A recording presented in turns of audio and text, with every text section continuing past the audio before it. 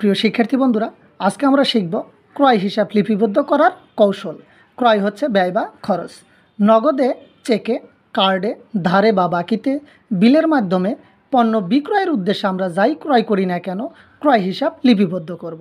এবং যদি কখনো পণ্য চুরি হয়, পণ্য নষ্ট হয়, বা পণ্য ব্যবহার করি বা পণ্য বিতরণ করি, তাহলেও আমরা ক্রয় হিসাব লিপিবদ্ধ করব। আমরা একটি লেনদেন দেখতে পাচ্ছি, চেকের মাধ্যমে পণ্য ক্রয়। আমরা জানি পণ্য ক্রয় করলে অবশ্যই ক্রয় নাম লিখতে হয়। ক্রয় হচ্ছে ব্যয় বা খরচ, ব্যয় বা খরচ বৃদ্ধি পেলে তা ডেবিট হয়।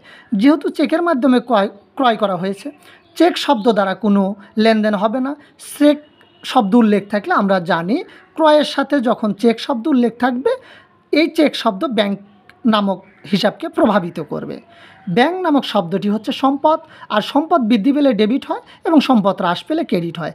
যেহেতু ব্যাংকের জমা টাকা হ্রাস পেয়েছে, এই কারণে আমরা ব্যাংককে সম্পদ হিসাবে চিহ্নিত করব এবং সম্পদ হ্রাস পাওয়ার কারণে আমরা ক্রেডিটে লিখব।